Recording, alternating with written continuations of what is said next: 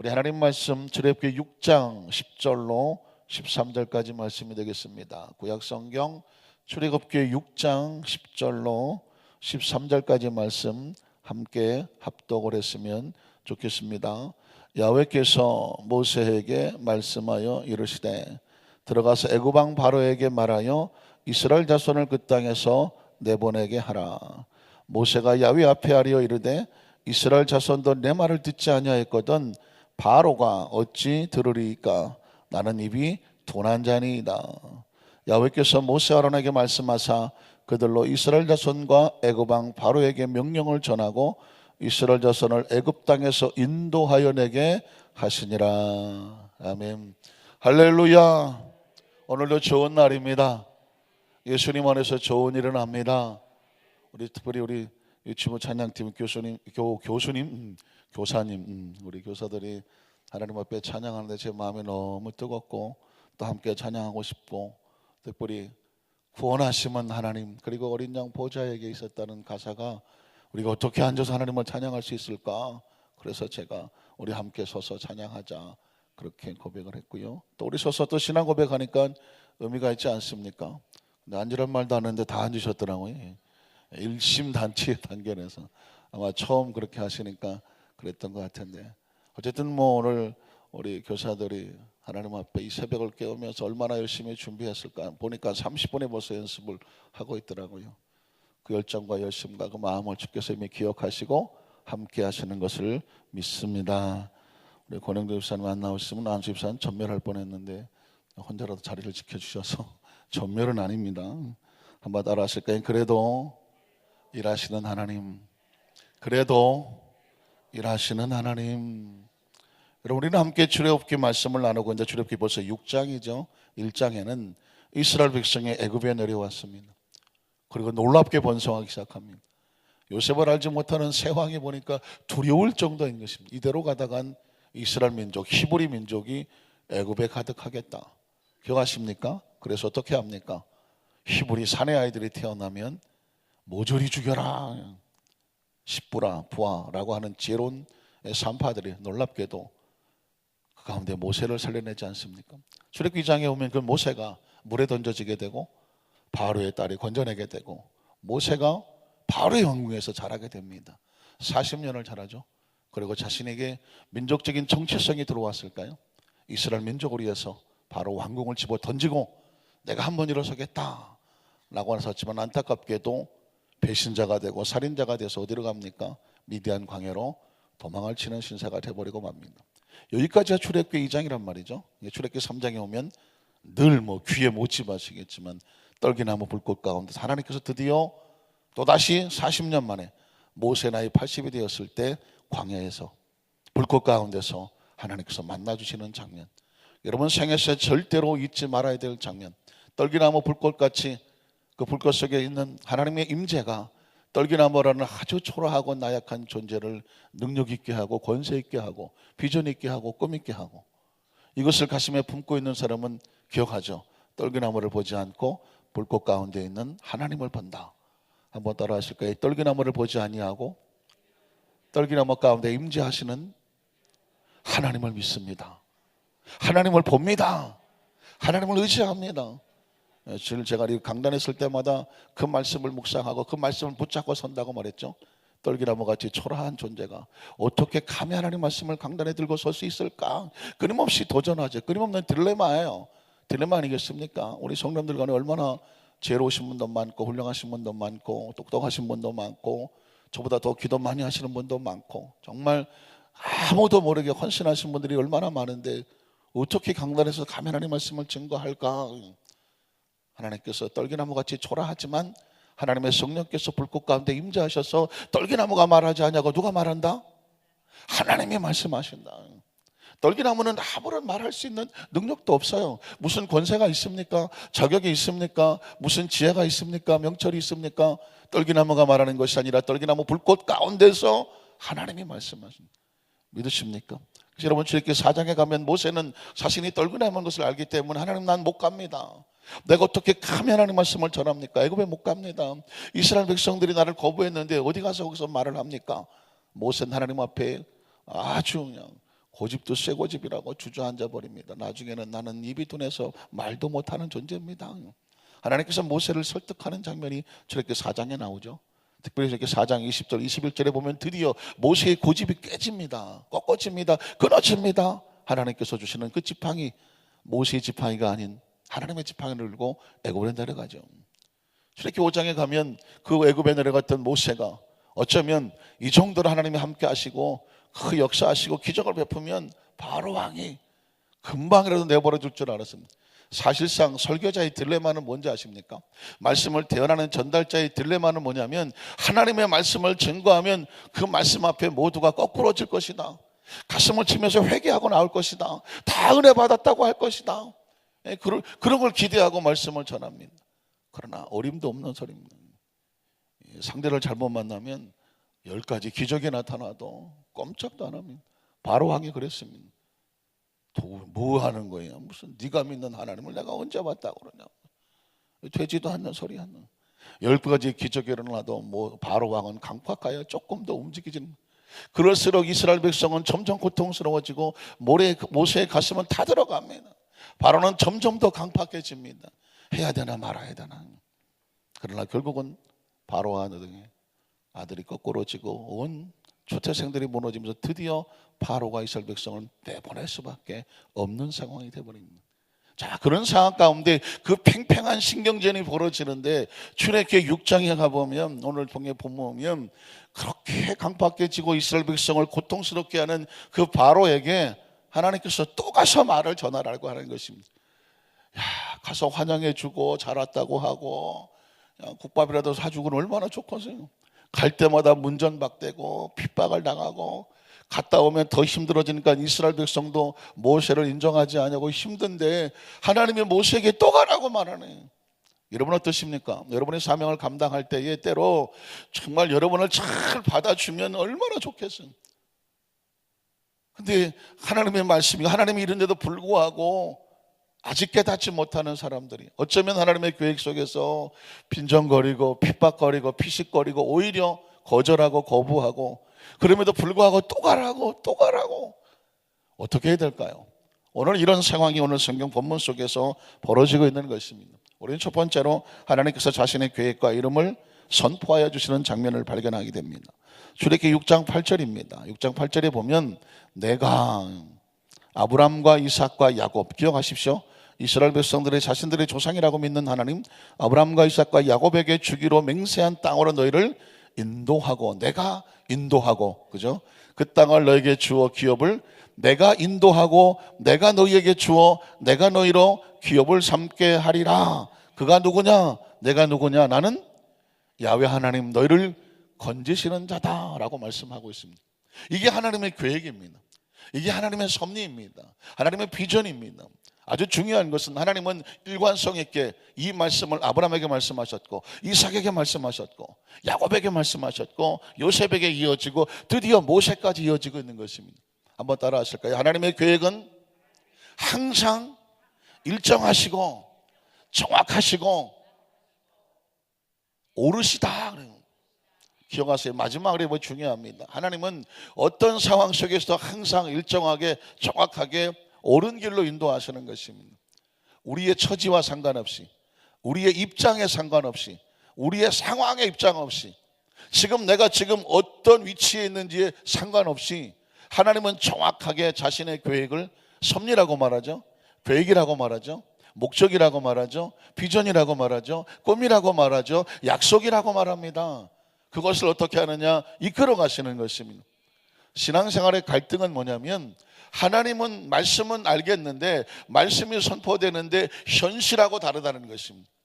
하나님께서 분명히 이렇게 해서 가나안 땅으로 인도할 거다라고 말씀했는데 현실은 어떠냐면 여전히 애굽이라는 것이죠. 여전히 힘들고 어렵다는 것입니다. 도망치고 싶죠. 주저앉고 싶죠. 그래서 하나님이 살아계시면 나한테 이런 일이 일어나느냐 수도 없는 그런 반응을 보이게 됩니다. 자, 기억하십시오. 하나님은 지금 이스라엘 백성이 애굽에 있지만 아브라함에게 그랬던 것처럼 이삭에게 그랬던 것처럼 야곱에게 그랬던 것처럼 요셉에게 그랬던 것처럼 모세에게도 말씀합니다. 이 백성은 반드시 어디로 간다? 가나안으로 간다. 내가 그 그 가나안 땅을 기업으로 삼도록 그들에게 뭐 할 것이다? 인도하여 주실 것이다. 내가 한다. 한번 따라하실까요? 내가 인도하고 내가 그 땅을 주고 내가 그 땅을 너희로 무엇을 삼게 하리라? 기업으로 삼게 하리라. 내가 누구냐? 너를 건지시는 야훼 하나님이다. 이게 하나님이에요. 우리가 믿는 하나님, 우리 말씀하시는 하나님, 약속하시는 하나님, 지금 이 순간에 여러분의 처지와 형편과 상황에 상관없이 지금도 말씀하시는 분은 그 하나님입니다. 믿으십니까?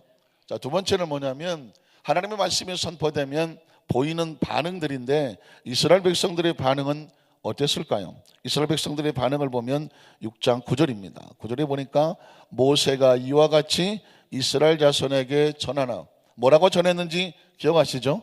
아브람과 이삭과 야곱 그 땅 내가 인도하고 내가 너에게 준다라고 말했습니다.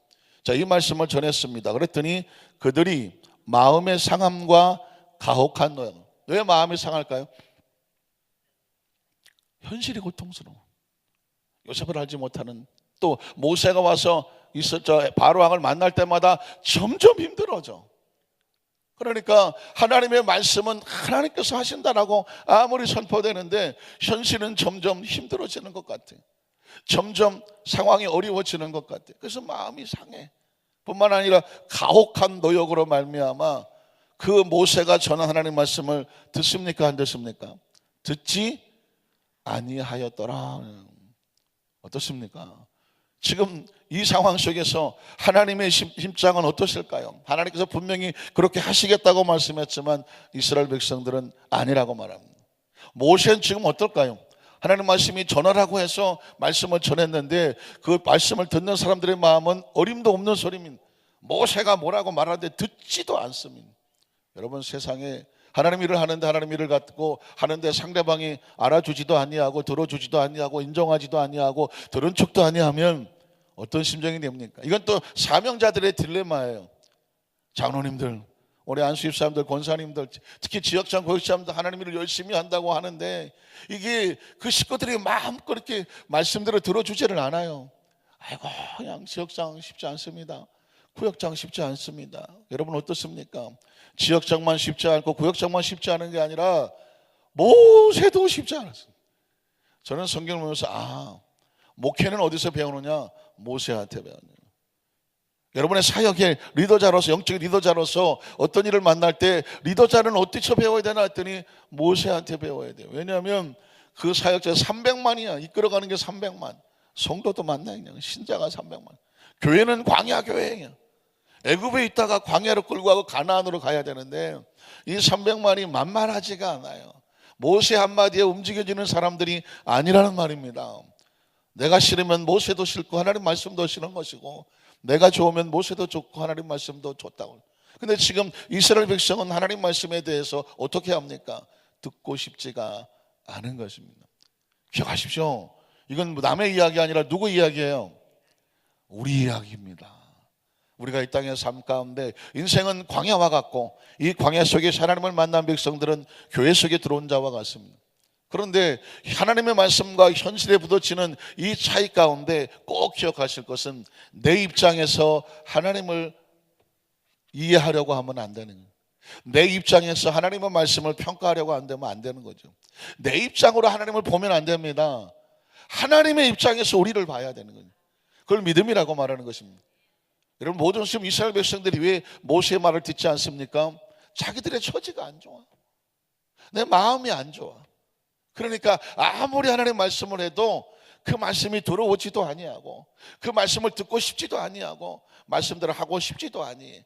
이게 뭐냐? 아주 어린아이의 신앙이에요. 어린아이들은 뭐든지 자기 중심입니다. 어떻습니까? 아이들은 막 고집 피웁니다. 싫어 안 된대, 안 갈래. 예전에 보니까 저희 여동생이 하나가 있는데 아주 어렸을 때 보니까 이게 오빠들 틈에만 자라갖고 남자애 같아요. 남자애 같아. 그래서 그냥 어느 날 저희 어머니 아버지가 치마를 한번 입혀보려고 했더니 이게 쌩 난리를 치더라고. 아니 이 꼬마가 그걸 어떻게 할까? 막 안녕한다고 난리를 치는 거예요. 야 너는 이거 입었으니까 난 오빠들처럼 바지 입을래. 걔는 그래서 내가 보니까 거의 대학 갈 때까지 치마를 안 입은 걸로 내가 보여. 치마를 입혀놓으면 어색해. 뻣뻣한 데다가 막 치마를 입힌 것 같아갖고 그냥 좀 오빠들 팀에 잘한 그런 게 있네. 근데 어렸을 때 제가 보고 충격받은 게 뭐냐면 아주 어린 아이가 고집을 피우는데 아이고 왜 그럴까요?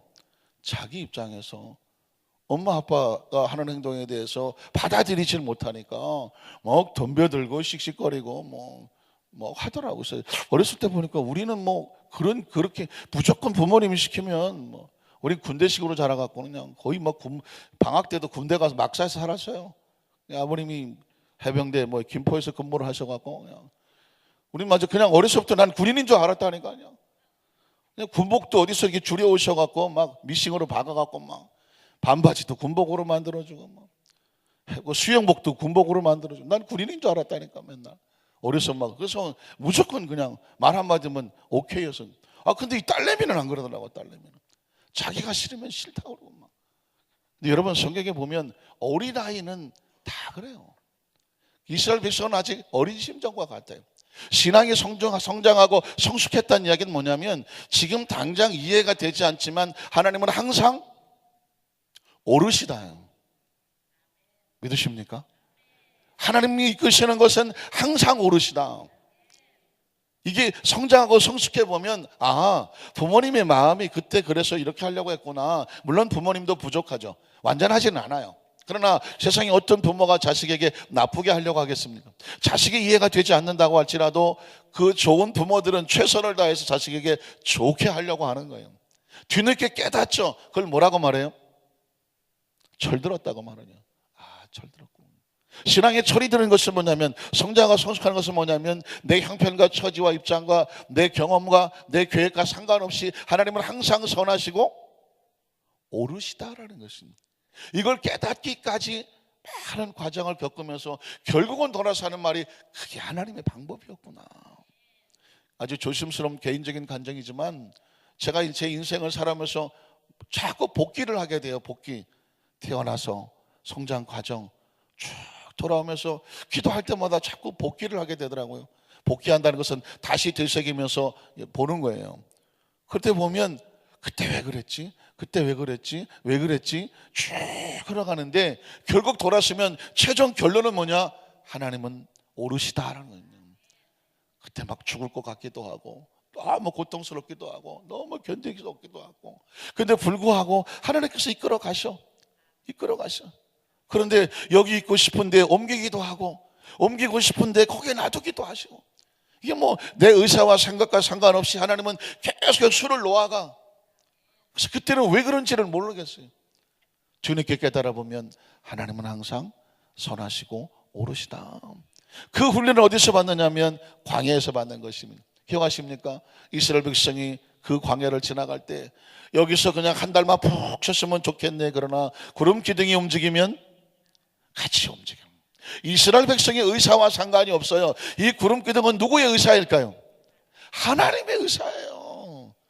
이스라엘 백성은 광야에서 그 훈련을 받는 것입니다. 이제까지는 자기 멋대로 살았어요. 고집대로 살았어요.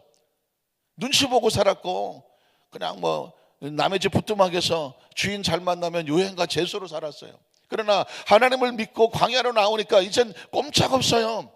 하나님이 이끄셔야 살고 먹이셔야 살고 보호하셔야 살아요.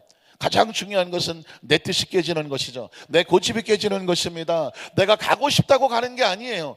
뭐가 움직여야 돼요? 구름 기둥이 움직여야 돼요. 그리고 여기서 너무 힘들고 어려워. 여기서 빨리 이 지역을 떠나고 싶다. 그런데 구름 기둥이 한 달이든 두 달이든 1년이든 머물면 움직여요, 안 움직여요? 못 움직여요. 움직여도 돼요. 보따리 싸도 돼요. 그런데 움직이면 어떻게 돼요? 죽어요. 왜 죽을까요? 이 사막의 땡볕에서 구름 기둥을 피하면 죽는 거예요. 불기둥에 그 밤에 그 추위에 움직이면 죽는 거예요. 그러니까 죽으나 사나 뭐만 쫓아가야 돼요?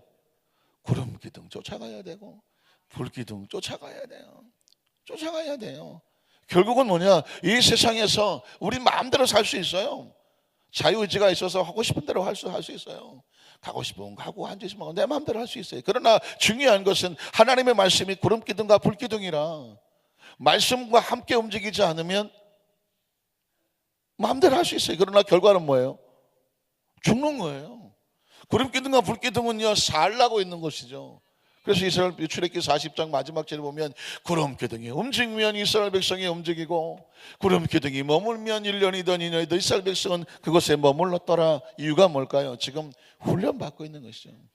나중에 가나안에 들어가면 구름기둥 있어요, 없어요? 없어요. 필요가 없어요. 불기둥 있어요, 없어요? 필요가 없어요. 그럼 구름기둥과 불기둥은 어디에 있나요? 가슴에 있는 거죠. 이게 이제 신명기의 이스라엘 백성들에게 하나님은, 이스라엘 백성은 드러나 너희 하나님은 우리에게 명령하신다, 계명을 줍니다. 그게 이제 십계명이에요. 그래서 이제 우리 이 시대의 크리스찬들의 마음속에는 구름기둥과 불기둥이 왜 안 보이냐고 그랬지만 그 우리 마음에 계명이 있고 성령께서 우리 마음을 움직이시는 것입니다. 믿으십니까? 그게 오늘 성경 속에서 이스라엘 백성들은 하나님 말씀을 듣기를 원하지 아니했습니다. 자기 감정이 상하고 심히 고역 때문에 힘들었기 때문입니다. 그러나 여러분, 그들은 옳은 선택이 아닙니다. 더 중요한 것은 세 번째, 하나님 말씀에 대한 모세의 반응이 있습니다. 자, 이것은 이 시대의 사역자들이나 지도자들이나 영적인 리더자들이 하나님 말씀에 대해서 어떻게 반응을 하는지 보면 모세도 참 많이 힘들었던 것 같습니다. 출애굽기 6장 10절로 12절에 보면 야훼께서 모세에게 말씀하여 이르시되 들어가서 애굽 왕 바로에게 말하여 이스라엘 자손을 그 땅에서 내보내게 하라. 자, 이렇게 말씀을 합니다. 그때 모세가 어떻게 반응한지 아십니까? 모세가 야훼 앞에 아뢰어 이르되 이스라엘 자손도 내 말을 듣지 아니하였거든. 모세는 지금 하나님 앞에 뼈 있는 이야기를 하고 있습니다. 하나님 나를 보내셔서 이스라엘 백성한테 가서 얘기하면 그 백성이 너를 믿고 따라올 거라고 말하지 않았습니까? 그래서 가서 말을 전했더니 어린 반푼어치도 없습니다. 이스라엘 자손도 내 말을 안 들어요. 그런데 그 다음 절을 보면 뭐라고 말합니까? 바로가 어떻게 내 말을 듣겠습니까? 그러면서 이 모세가 이렇게 말합니다. 하나님, 난 능력이 없어요. 나는 자격도 없고 난 부족해요. 그게 무슨 말이에요? 나는 입이 둔해요. 아무래도 내가 말을 잘못하는 것 같아요. 말씀을 잘못 증거하는 것 같아요. 그래서 이스라엘 백성이 안 듣는 것 같아요. 그래서 바로가 내 말을 들을 리가 없어요. 여러분, 이 말한 구절에 영적인 리더자들이 사명을 감당하다가 보면 여러분 어디 가면 여러분이 사역을 하고 여러분이 어떤 리더를 하고 크리스찬들이 이 시대 속에서 영적 리더로 살아갈 때에 세상이 여러분을 환영해 주던가요? 안 믿는 사람들은 그렇다고 칠지라도 믿는 구역 식구들, 믿는 교구에서 어떤 기관에서 사명을 감당하려고 하면 그래 수고 많어, 얼마나 힘들어, 손잡아 주는 사람만 있는 게 아니잖아요. 별의별 사람들이 다 있잖아요. 어떻습니까? 여러분이 말할 때 그 얘기를 눈 똑똑히 뜨고 바라보면서 그래 하고 받아들여주는 사람만 있습니까? 아닙니다. 코웃음 치고 대도 않는 지가 뭐 잘났다고 아이고 퍽이나, 얼마나 힘들어요. 나이가 어리면 어리다고 뭐라 그러고, 나이가 좀 들었으면 나이가 들었다고 뭐라 그러고, 좀 살면 산다고 뭐라 그러고, 좀 어려우면 어렵다고 뭐라 그러고, 이건 뭐 만만하지가 않아요. 심지어 모세 같은 사람이 그 떨기나무 불꽃 가운데라는 걸 경험하고 처음 했던 하나님의 지팡이를 두고 간 사람도 이스라엘 백성 꼼짝도 안 합니다.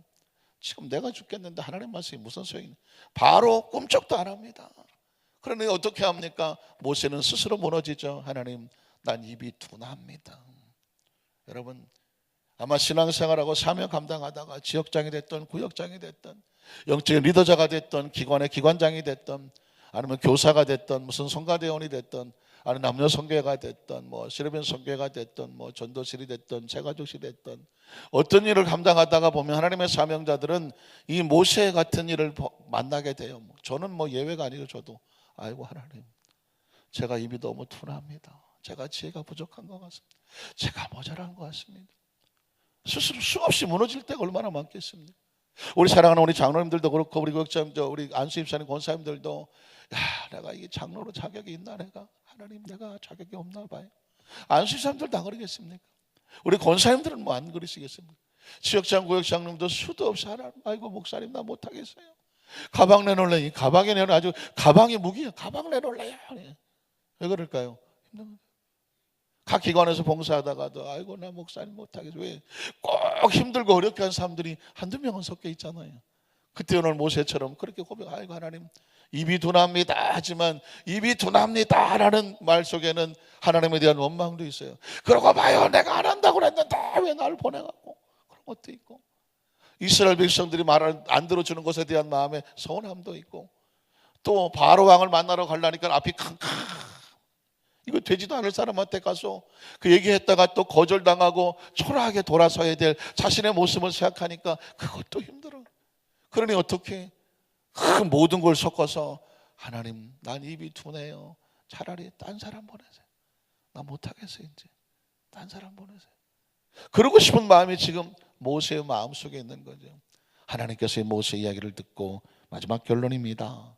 그럼에도 불구하고 하나님 마음은 이렇습니다. 출애굽기 6장 13절을 보면 야훼께서 모세와 아론에게 말씀하사 그들로 이스라엘 자손과 애굽 왕 바로에게 명령을 전하는. 그럼에도 불구하고 가서 뭐 해라? 전해라. 알아주던 안 알아주던, 들어주던 안 들어주던, 받아들여주던 거절하던, 무시하던 쫓아내던, 침을 뱉던 물을 더 집어던지던 명령을 전하고 결국은 이스라엘 자손을 애굽 땅에서 인도하여 내게 하시니라. 그럼에도 불구하고 하나님은 일을 하셨습니다. 우리를 통해서 여러 가지 말하는 동안에 그 계속해서 거절당하고 거부당하는 것도 하나님의 뭐 속에 있냐? 계획 속에 있어요. 그러면서 이스라엘 백성들은 계속해서 깨져나가고 사역자들은 계속해서 강해지는 거예요. 그래서 하나님은 항상 옳으시다, 선하시다, 돌이켜보면 모든 것이 합력하여 선을 이루고 있습니다. 기억하십시오. 제목 하나라도 기억하십시오. 한번 따라 하실까요? 그래도 일하시는 하나님. 하나님은 반드시 우리를 향한, 또 우리의 공동체를 향한, 이 땅을 향한 하나님의 역사, 그의 꿈은 그래도 반드시 이루어 주실 줄로 믿습니다. 기도하겠습니다. 하나님 아버지 감사합니다.